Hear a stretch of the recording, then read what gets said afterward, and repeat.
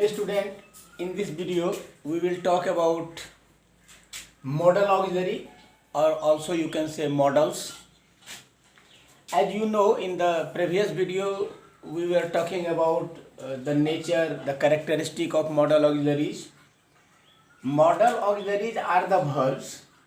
They help the main verb in the sentence and expresses some particular attitudes. कुछ खास भाव को प्रकट करता है. For example, they show determination, possibility, obligation, moral obligation, etcetera etcetera. इस प्रकार के भाव को व्यक्त करने वाला जो हेल्पिंग वर्ब है वो मॉडल ऑक्सिलरी है.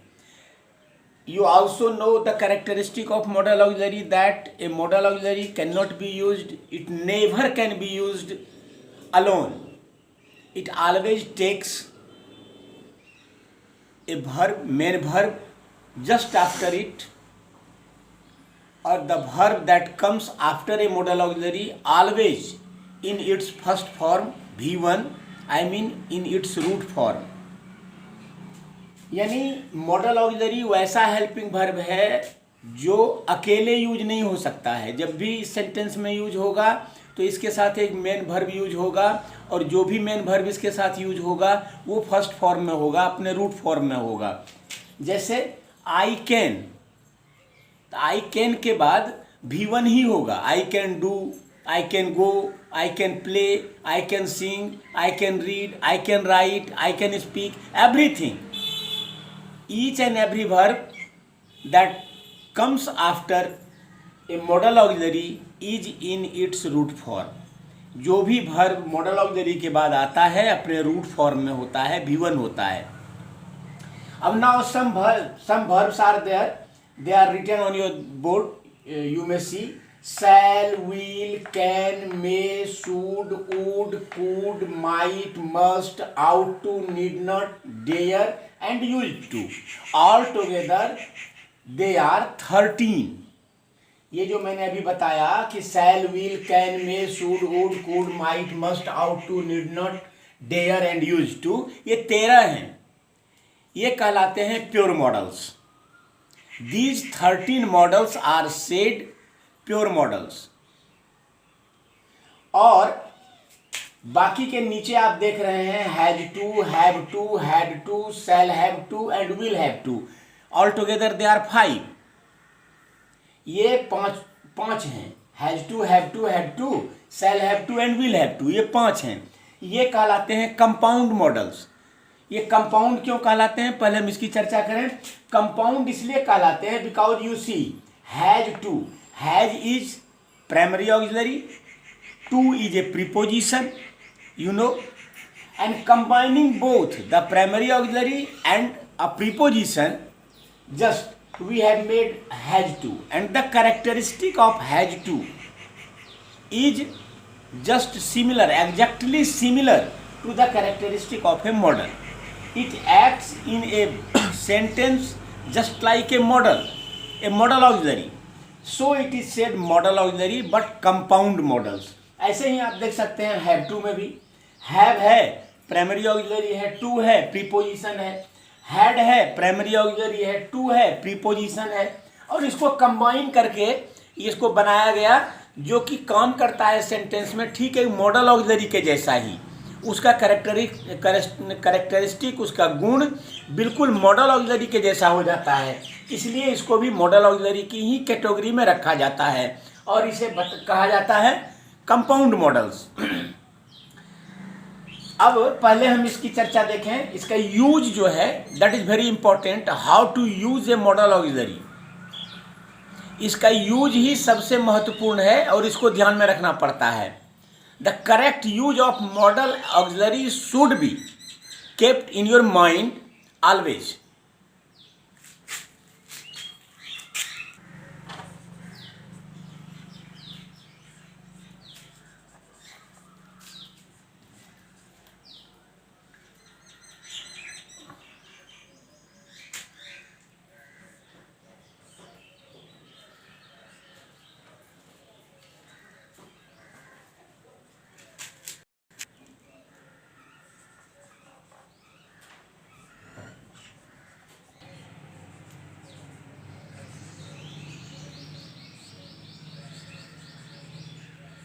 Now, how to use has to, have to, had to, shall have to, and will have to, these 5 modal auxiliaries we should know. All these 5 modal auxiliaries are used to show compulsion. These 5 modal auxiliaries express compulsion. Compulsion means बाध्यता, लाचारी, मजबूरी. It seems that externally someone is compelled to do something. There is a compulsion before the subject to do such a thing, to act in such a manner. यानी ये बताता है कि किसी प्रकार की जो सब्जेक्ट है उसकी बाध्यता बताता है, उसकी लाचारी, उसकी मजबूरी. यानी लगता है कोई एक्सटर्नल फोर्स है जो उससे ये काम करवाने के लिए उसे बाध्य कर रहा है, ऐसा लगता है. इस प्रकार के भाव को शो करता है. Now has to and have to both the verbs express compulsion in the present tense.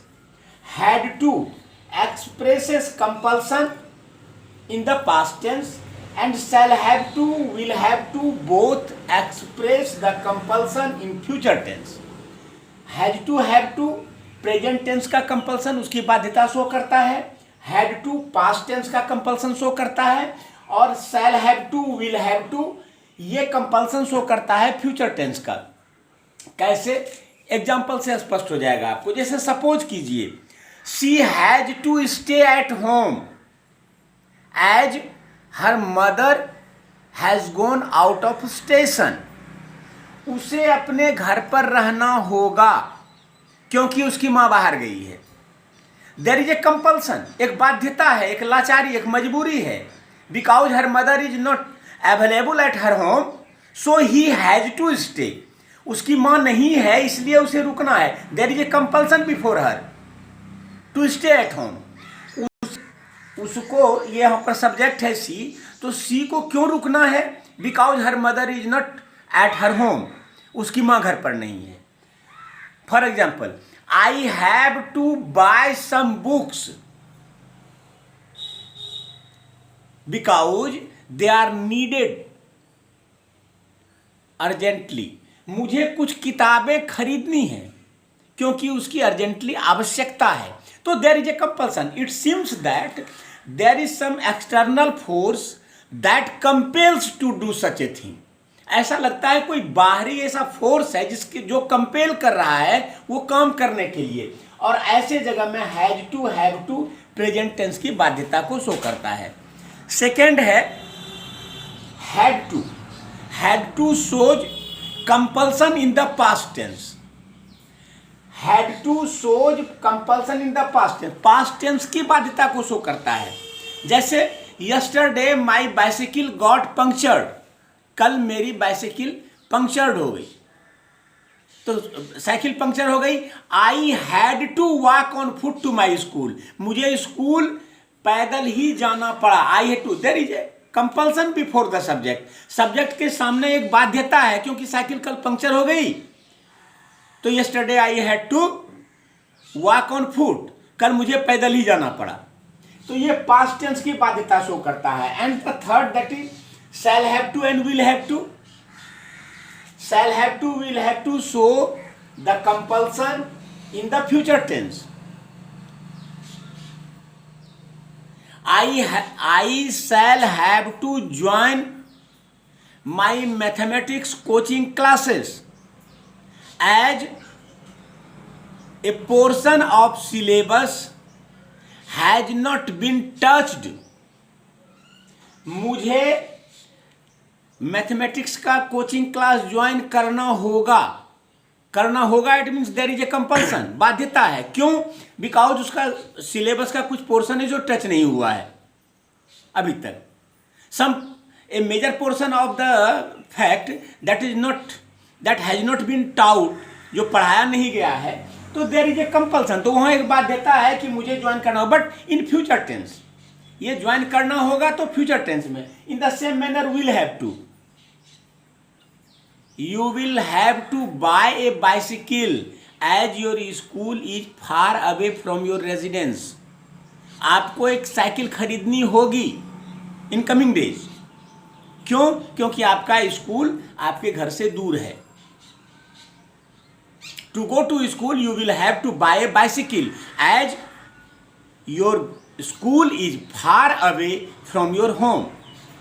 आपके घर से आपका स्कूल फार अवे है तो एक बाध्यता, एक्सटर्नल ऐसा लगता है कि एक्सटर्नल कंपल्सन है तो ही काम करना है, ये काम इस प्रकार से करना होगा। तो ये पांचों कंपल्सन शो करता है। ये मोटी बात इसको ध्यान में रखना है। इसको समराइज करके समझिए कि has to, have to compulsion show करता है प्रेजेंट टेंस का, हैड टू कंपल्सन शो करता है पास्ट टेंस का, और shall have to, will have to compulsion show करता है फ्यूचर टेंस का। I hope you will have and you will understand the thing as you now do the exercises. You will be provided with the exercises related to this very topic in the next video, and you will have to do it. Thank you very much.